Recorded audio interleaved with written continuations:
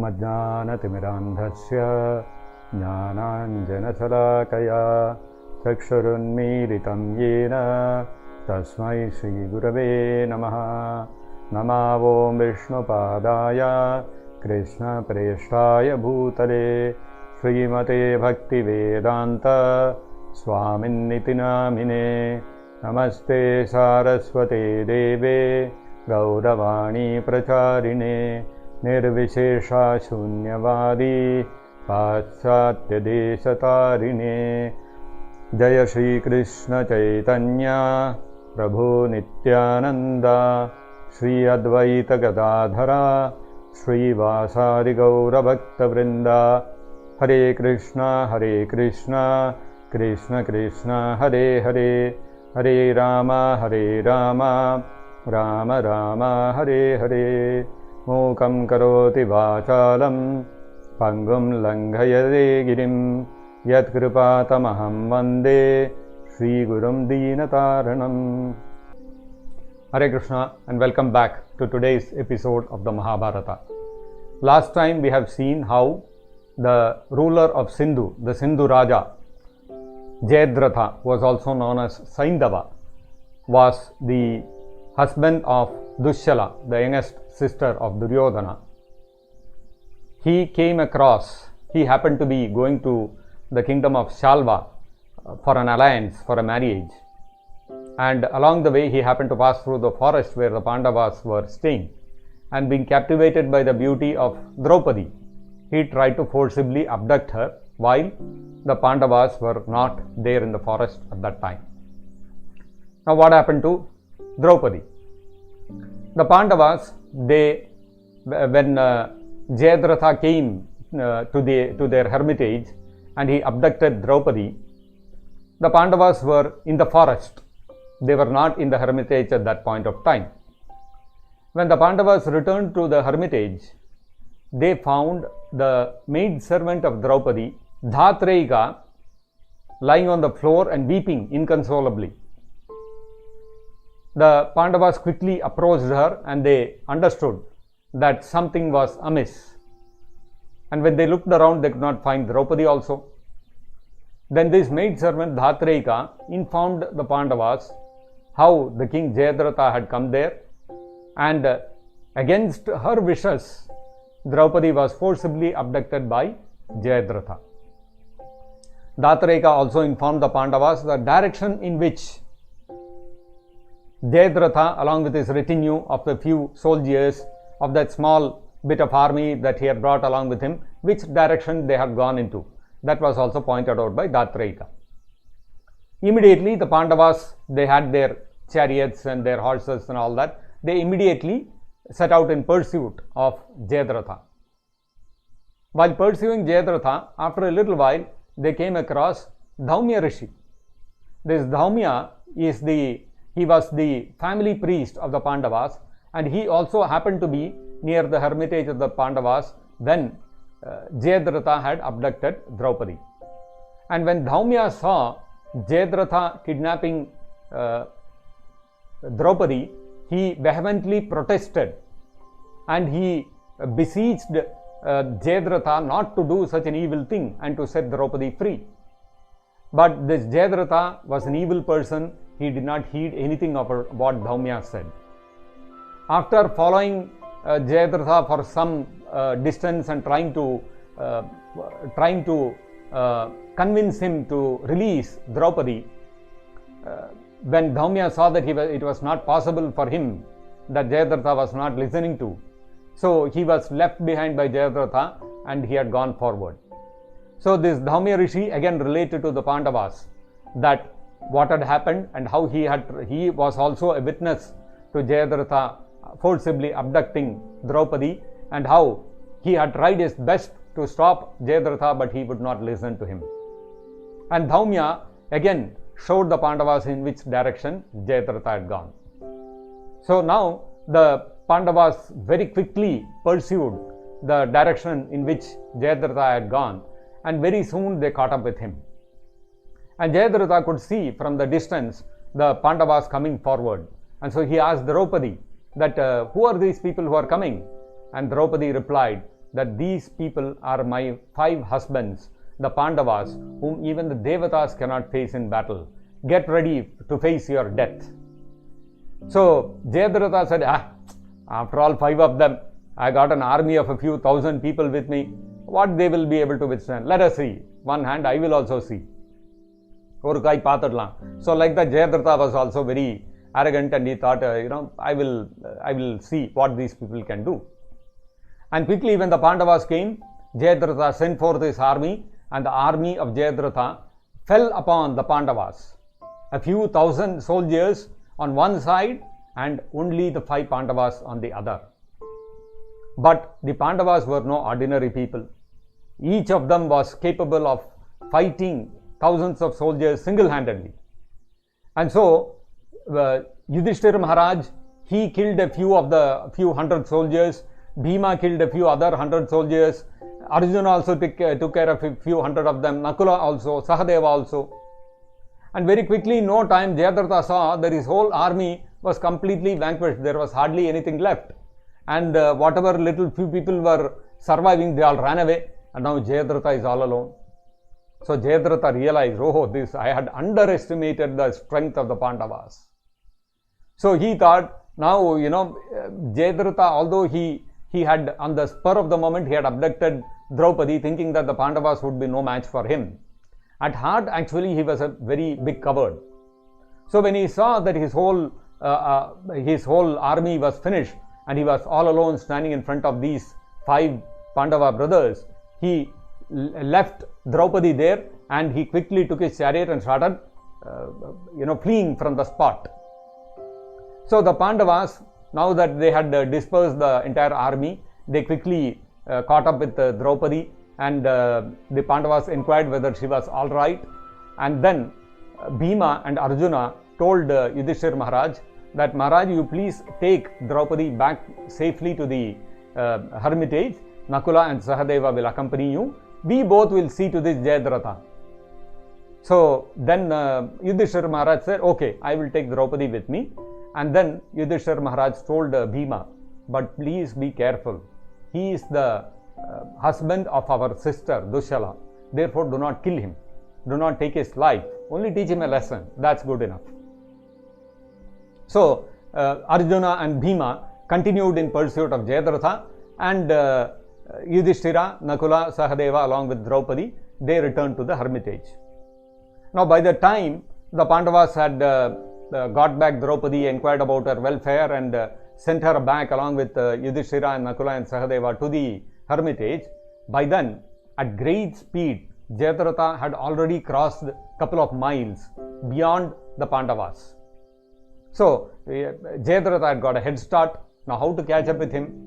So Arjuna sent forth a few arrows in the direction where Jayadratha had gone, and those arrows quickly covered all the couple of miles which Jayadratha had already passed by, and they went and killed Jayadratha's horses.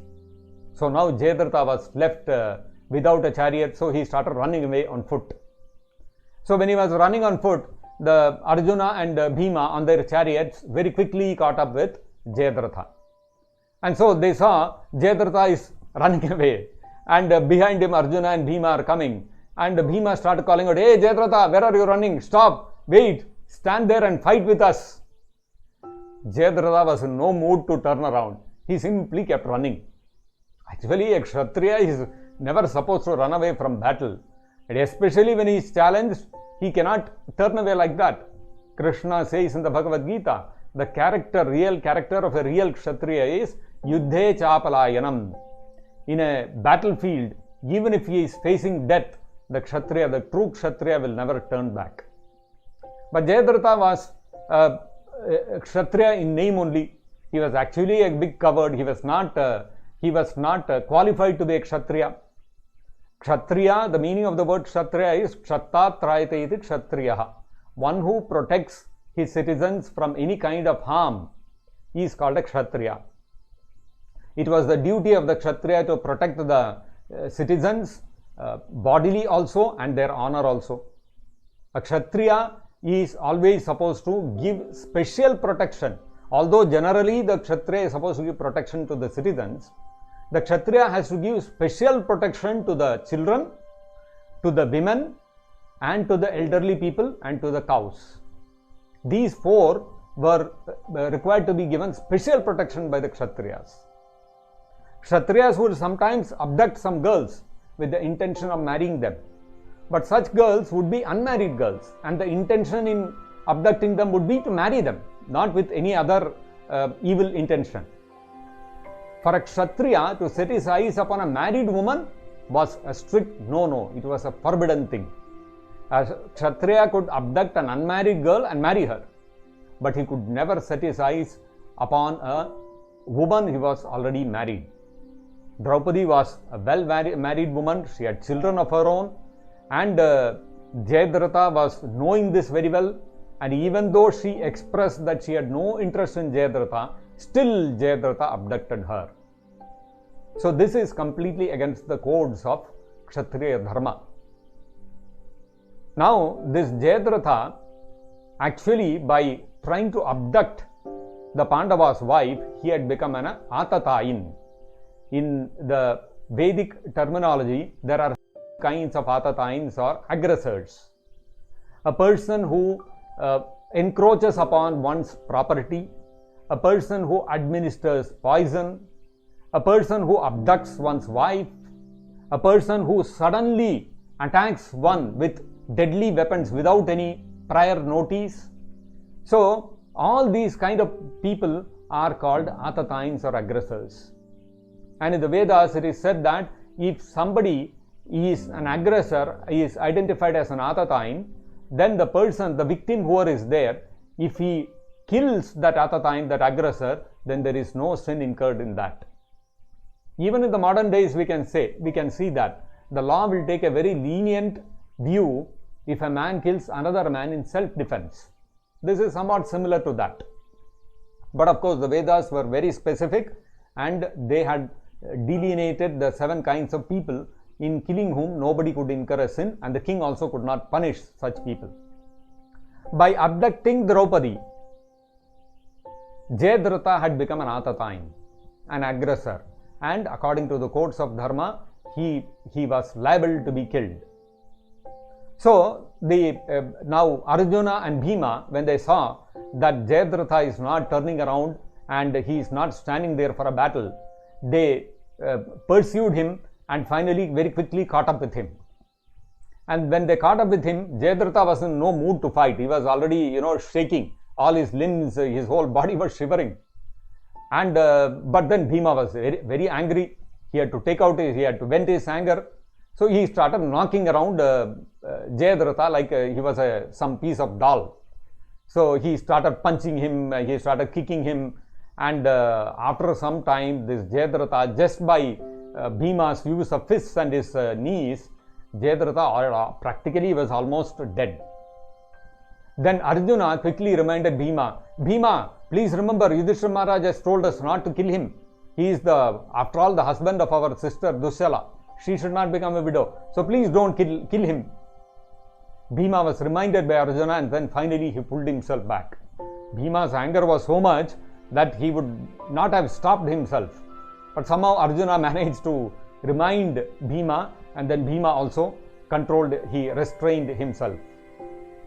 And then now, Bhima's anger, somehow it had to come out. So what he did, he shaved off the head of Jayadratha except for a few clumps of hair here and there, which is a symbolic way of telling the world that this Kshatriya has been captured and humiliated by another Kshatriya. And then Arjuna and Bhima told him that we are going to spare your life provided you accept that from today you are a subordinate prince to Yudhishthira Maharaj, and that you will always obey his commands. Jayadratha had no other alternative. Either he had to lose his life or he had to agree. Jayadratha, being the coward he was in no mood to oppose whatever was being said. He readily agreed. Then Bhima and Arjuna caught Jayadratha, took him back to the hermitage and presented him before Yudhishthira Maharaj and Draupadi. And there Jayadratha fell at the feet of Yudhishthira Maharaj and Draupadi, begged forgiveness from them, and accepted to be a subordinate king to the Pandavas, and he would always obey their command. Like this, he accepted.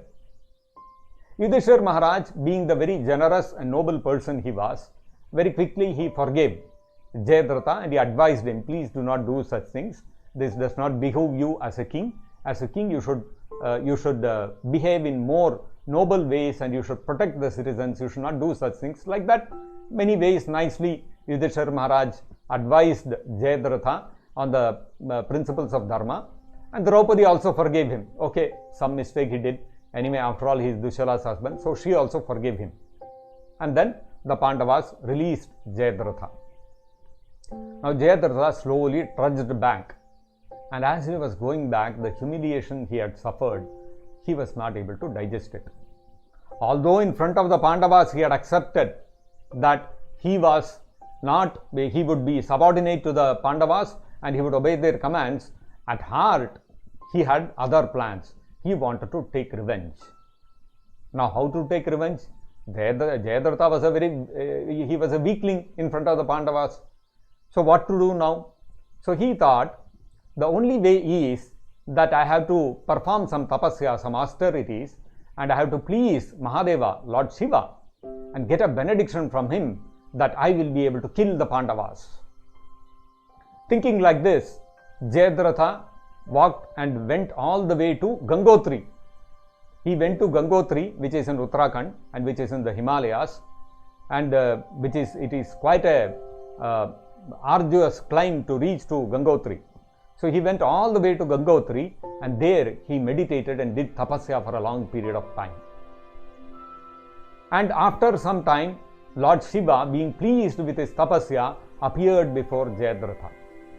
Lord Shiva is Ashutosha. He is very quickly pleased by people's austerities, and Lord Shiva very quickly gives blessings and benedictions to his devotees. Lord Shiva does not think that his benedictions, whether they are harmful or they are for the good of the people. Whatever the people ask, Lord Shiva very quickly and very generously he gives. That's the nature of Lord Shiva.